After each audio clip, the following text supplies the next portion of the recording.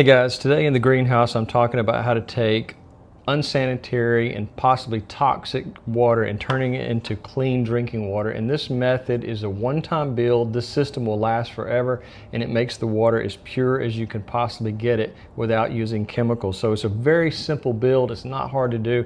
I'm going to show you how to do it in just a few easy steps and maybe some alternate methods that you haven't seen before on how to store the water and collect even more. If you have a power outage or you have a water shut off or a natural disaster, you'll have a way to get fresh drinking water and very safe drinking water too.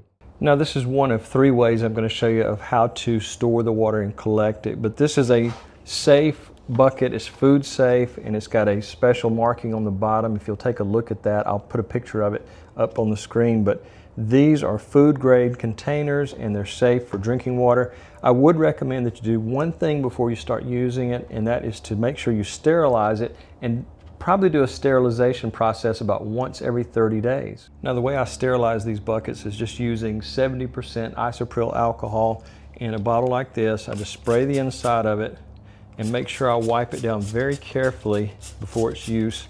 And also a little mechanism we're going to use to empty the water. We want to make sure that we clean out any possible plastic debris.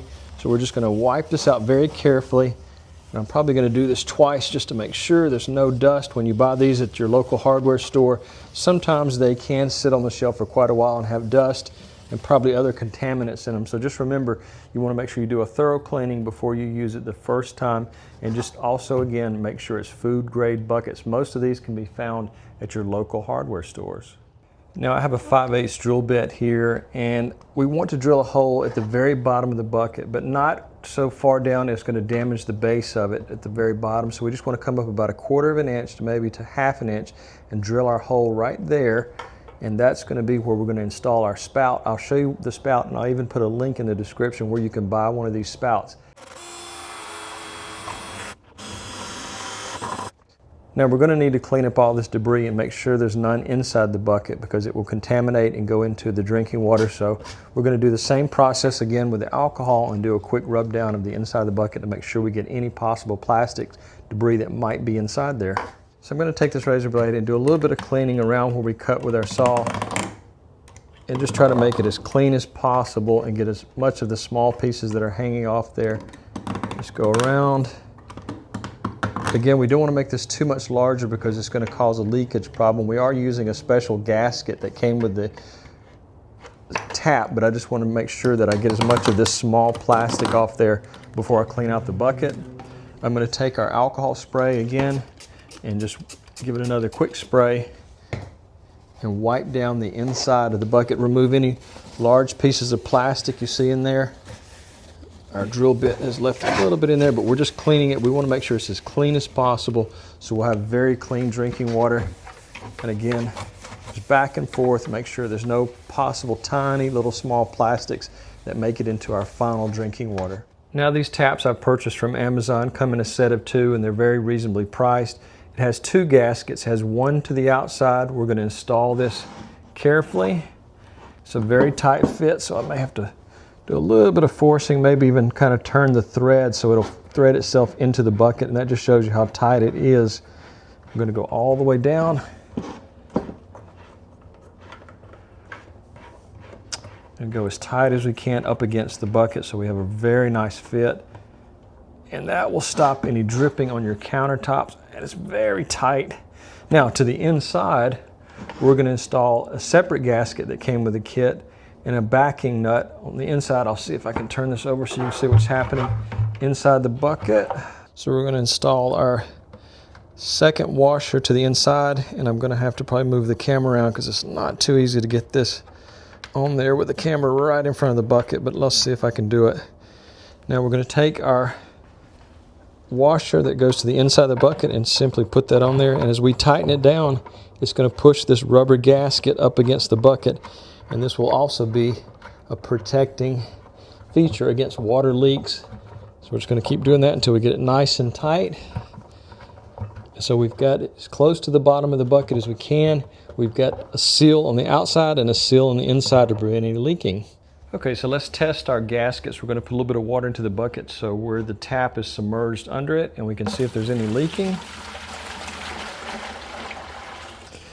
Now the great thing about these taps is the inside piece that tightens down on your gasket is hexagon shaped, and you can get a wrench on it pretty easily. I'll show you. I can get a little bit of a close-up there. That has that hexagon shape, so if you can't get it as tight as you want to by hand, you can take a wrench and tighten it down. Now I see a little bit of water coming out there, so I probably will have to go get a wrench and tighten it down just a little bit, but it's just a very slow drip there. But again, if this is sitting on our kitchen counter, we don't want any water wasting, so we'll tighten it as tight as possible with that wrench. But be careful, because these are made of plastic and you can round off the corners with a wrench. But these were very cheap on Amazon. I think it was less than $10 for 2 of these. Now I'm sure everyone is asking, how does a bucket purify water? Well, this bucket does not. This is only a storage container for the purified water once this went through our system. But what we're using is a ceramic pot that's unglazed, that's made in Italy. The reason I say made in Italy is because some of the other parts of the world do not have pure clay, and there may be contaminants in the clay. So just make sure that you look. I believe it's on right here. It says made in Italy. And so that's really one thing that's really important. Another thing you want to do is use the same alcohol spray and spray the inside and the outside of the pot. I would say do it once, dry everything, and do it again. Make sure there's no small pieces of clay, because even in the best manufacturing, there's still a little bit of clay that might be in the drainage hole, but this is how it purifies the water. But first, let me clean it before I tell you how it does that.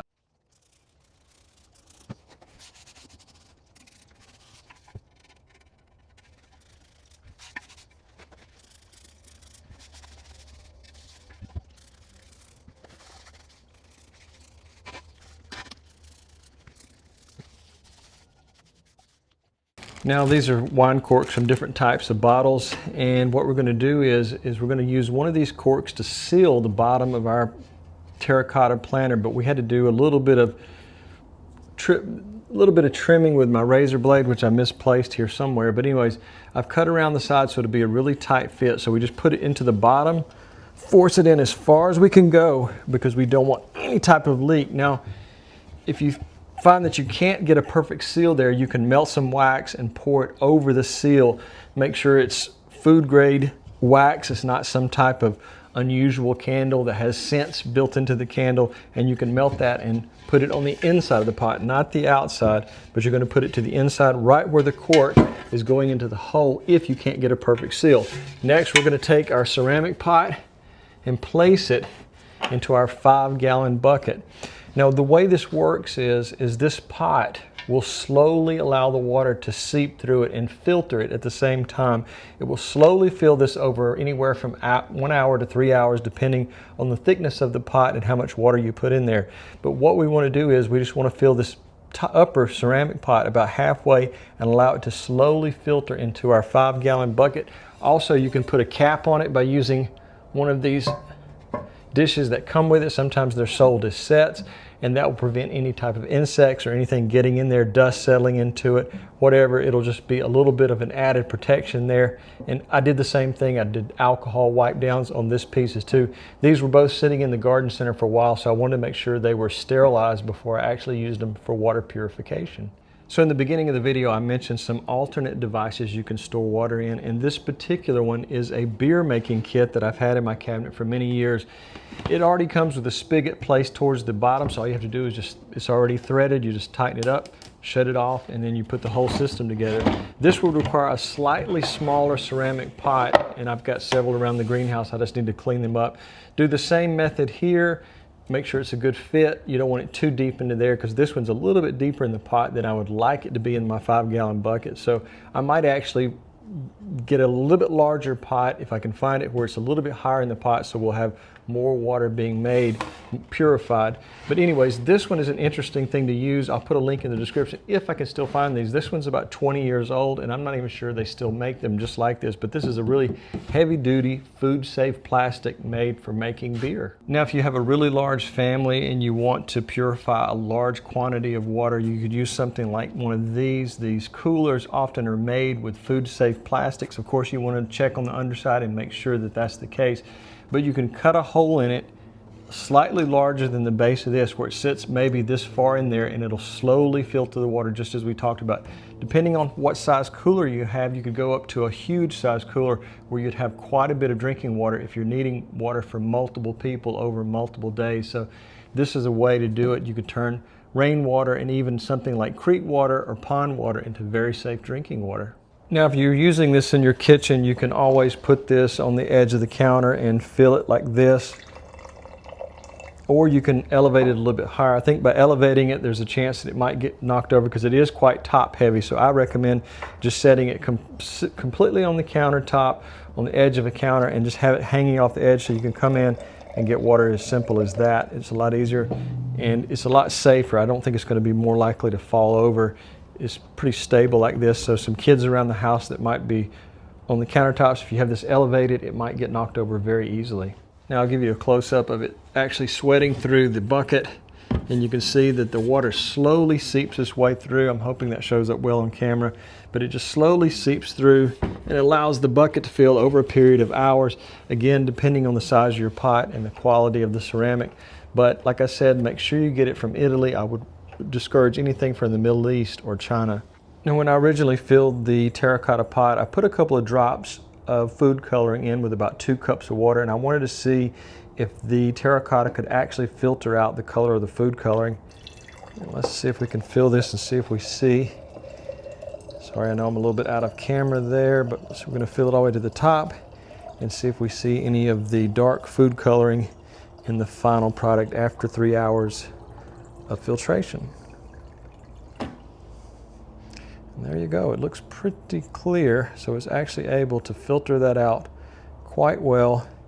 And I'll talk to you in just a second about how to test the water to make sure it doesn't have any heavy metals.